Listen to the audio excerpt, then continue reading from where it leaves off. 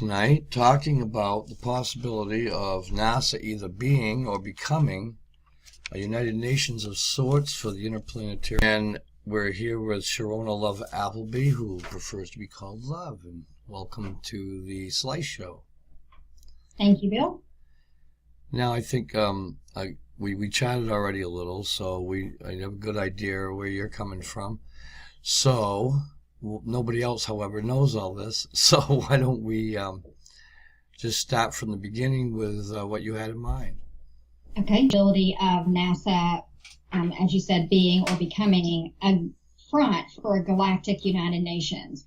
Because if there are, and I believe there are, species all through the galaxy, and there would be obviously more than 2 or 3 species, then as we come in contact with each other, we have to look not only at aggression or passivity, how we would get along and that sort of thing, but also be biofilters in place.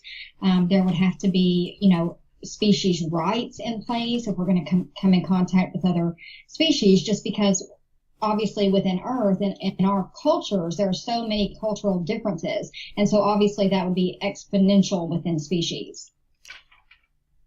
Yeah, and I think there's probably already been quite a bit of contact. I just hope they handled it correctly. Yes, I think so too. And I think it's probably, I think that NASA would be a front for that, because there would have to be, and they may not be the heads of it, they may just be participants in it like we are in the World United Nations, because there would have to be something in place, sort of a round table, so to speak, of the different species in the galaxies to sort of come together and say, we're not going to do this, we are going to do this, and that sort of thing, because we've been visited here on Earth. There are many, many documented accounts of that. And it's, I think, just crazy to think that that's only a one-way street. Of course, we go to other places as well. And even if we don't have the capability to travel as far in space as maybe other species who have come to Earth, we very well possibly could have a meeting place, which would be great for, again, a United Nations for the galaxies. Have you seen the video of the outgoing French president as he was talking about Breitbart and how they, not Breitbart, the exit of the UK and stuff from the European Union? And he was at a conference and he talked about how he has talked to leaders of many different planets. I do have that video. You won't be able to see it until, but you'll be able to hear it. Okay. Let me find it here. Be on there. And this is coming from that secure site. Okay. And you'll see below there are accurate subtitles here, actually provided by the Mars Moon Space TV YouTube channel, which we have worked with in the past. We did a beautiful job narrating. So check this out, and we'll talk more about it in just a second. It's saying, you should know I've met and listened to several leaders of other planets. They're very worried about the European Union will now pursue. People reassure the Europeans and those who observe us from very far away. All right, so at a large meeting in Brussels, leaders of all these different countries commenting on Brexit, or Britain's exit from the European Union. Jean-Claude Juncker got up and began speaking about leaders from other planets. Now, some have said that this is a bad translation, or he didn't know what he was saying. However, I have checked up on this, and he did indeed say these things. And after speaking with multiple French people, to what he said, yes. So that is kind of intriguing. That's very interesting, and it makes a lot of sense, because, like I said, we need to face the reality that some things have already happened.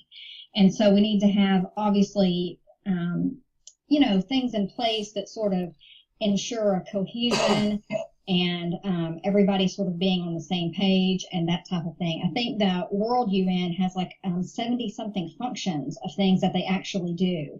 And so if we're going to come in contact with other species, then we do need to have something in place like that. And I think what would be a better front for that than NASA, because they have, capabilities that we know about. But the thing about NASA, Bill, is there's the NASA we know and the NASA we don't know. That's right.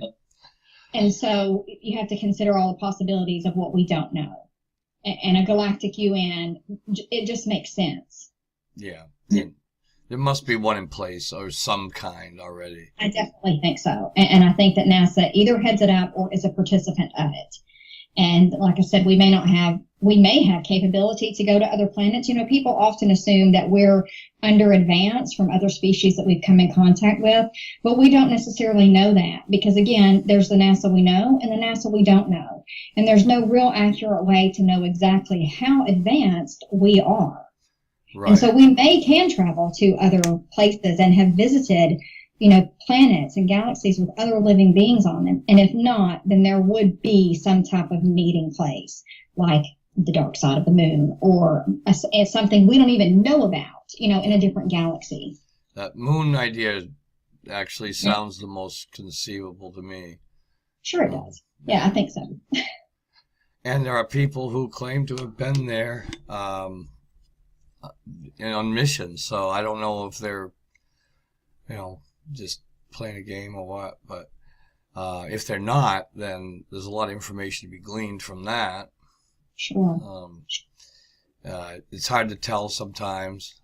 I was very interested in hearing someone support David Icke by saying, yeah, he was right about this, he was right about that. And I saw that as a way of him bolstering his own position, but how do you know? You don't know. Well, that's it. There is so many things we don't know, but we live in such a great time because we have such access, to things. And even though there's a lot of things that will always be hidden from us and can be kept from us, we do have access to more and more information than we used to have. And more people are receptive to that. And as history goes on, it becomes less deniable. There's so many things that with each passing month, even of reports and accounts and things that we uncover even in antiquities that lead to those types of scenarios from beings visiting Earth. And so you have to look at the evidence spread out in front of you, and it only gets more and more. One of the chapters of Skywatch was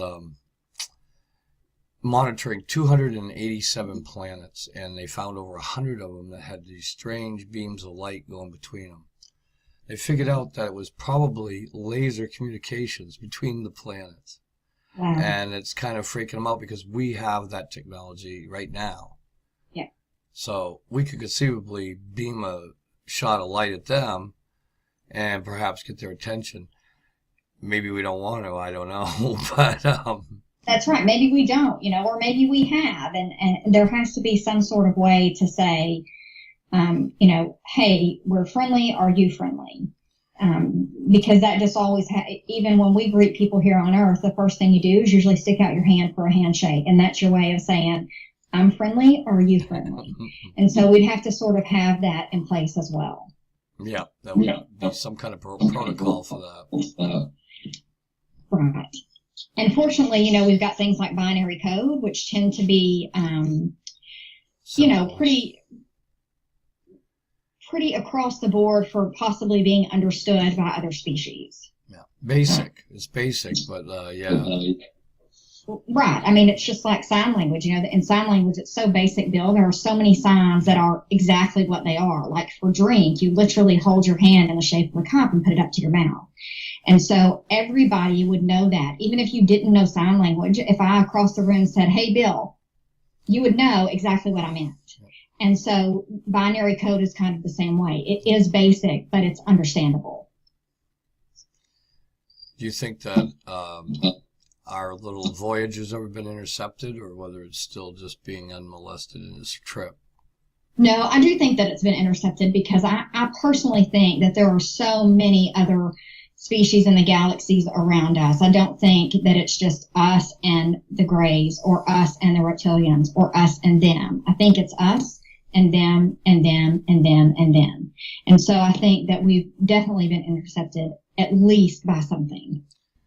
Okay, so now we'll continue on with another segment. We're going to switch it up a little bit, and we're going to talk a little bit about the gods of mythology and what their role may have been with an ET presence, or whether they were the ET presence. So let's hear from Love Appleby on this subject. What do you think? I think it's definitely a real possibility that the Greek gods and the Roman gods in mythology were actually extraterrestrials, Bill. And that's just because if you look at the things that they're recorded with, like Thor's hammer or thunderbolts, or even Poseidon's thing for his underwater, those Triton. That's exactly it. Thank you. Those things had in the records really technology that we don't have, and so you have to think, what is that? And did that come from extraterrestrials? And also, it wasn't mass produced. It wasn't something that everyone had. So we can't look at that technology and think, okay, well, once we had it and now we don't, it's been lost. We didn't have that technology. It was very exclusive to those gods. And so that does bring the possibility that they've come from other planets or galaxies even. And then you think, okay, well, did we accept them here? Did they rule here? Were they rogue from their planets and just went other places to try to rule? There are a lot of possibilities to that, but I definitely think they were extraterrestrial. And you'd include the Norse gods with that as well. Yes, absolutely. Yeah. And some of those gods I think are the same, described by different cultures. Okay. Yeah, because I know that the Norse always claimed that their gods were giants in proportion, and I believe that Zeus was also described much the same way. Right. Along with, I guess Hercules was supposed to be something like 10 feet tall, which is for anybody, that's a big man. Sure is, yeah. And there are, records of giants here on Earth. And since we don't really have them anymore, I mean, a giant would be a real phenomenon now. So if we have bones and things from giants and records of giants all throughout religious texts, even in the Bible when David killed Goliath, Goliath wasn't the only giant. He came from a clan of giants. And so, it's just all throughout history and religious texts, there is a record of a giant race. Right. And apparently it got thinned out quite a bit by the floods. But they did survive the floods, as the Bible states. And some of the earthworks that they've attributed to giants here in America also post-date the flood. They don't predate the flood at all. So there was a pretty good population of these large fellows all over the world at one point. I know here in this country, in America, the American Indians basically had to wipe them out to survive. And that's some of the Hopi legends talk about killing off a family of giants in Lovewell, Nevada. Lovelock. No, that's the footprints in Texas. Jeez. Now I'm getting all the names all mixed up. I got too much trivial information. But in any case, in that cave, they did discover 19 skeletons in the 1800s when they were mining bat guano. So we know, yeah, like you say, we know they existed, even with the best attempts to hide it. Right. It still got out. So were they from the gods, or were they just a product of the gods intermingling with us? That is another question. Yeah, and I mean, definitely, I think both, because, if you look at, if we're talking about interspecies things and species from other planets and galaxies that are not like us, then they would be shorter or taller or darker or lighter or many, many other things. Yeah. And so not every species is going to be roughly our height. So I definitely think some of that height could have come from extraterrestrials. Being the gods. And then, there's text where it talks about the daughters of men breeding with the sons of God, and that read the Nephilim. And so there's kind of your answer to that. Yeah, no doubt. I've found, when I was researching my shows on giants, I found giants referenced in every culture, not just a few, every culture. So it's not like it's particular to one area of the world or one race or people or anything like that. So, But I mean, my word, there are some races that had never seen a white man except for some giants that once lived in the area. And, other than that, they didn't know what a white man was. Things like that. That's Central Africa right there. yeah. So, yeah.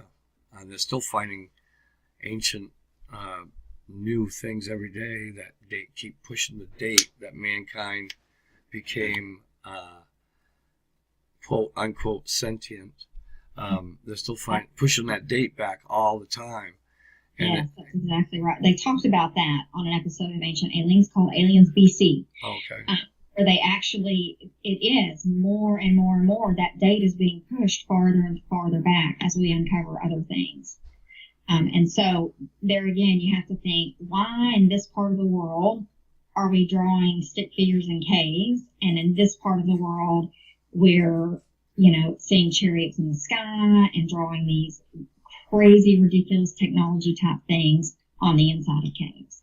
And so there definitely was, I think, Bill, some help from the extraterrestrials.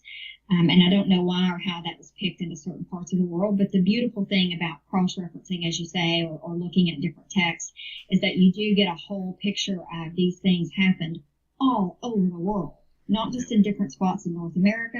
They happened in North America. They happened in Africa. They happened in Asia. They happened everywhere in the world. There are historical records of extraterrestrials. Yep. And who knows how much stuff was missed. We probably didn't even get all the stories that were possible.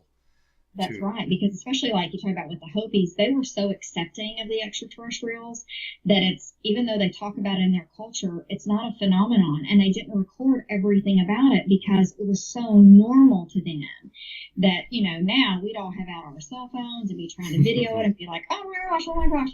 But it was just part of their everyday lives to interact with these extraterrestrials or gods from the skies, that they didn't record every single little thing. And so there is so much that we've missed and that we don't know.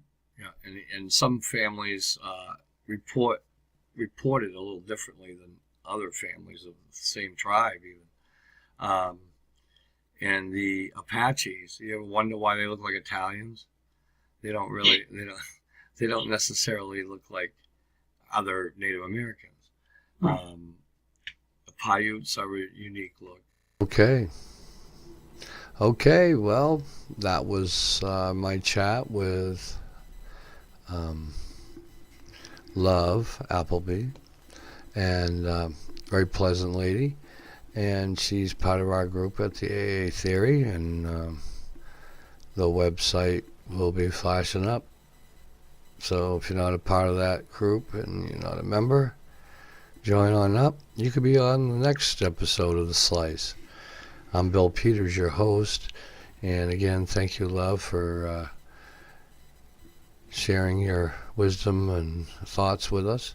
And I invite anyone else in the group to also just hit me up, and I'd love to have you on and share your views with me and the rest of the AA Theory community. So that's another edition of The Slice. Take care, subscribe, like, and keep your eyes to the sky, folks.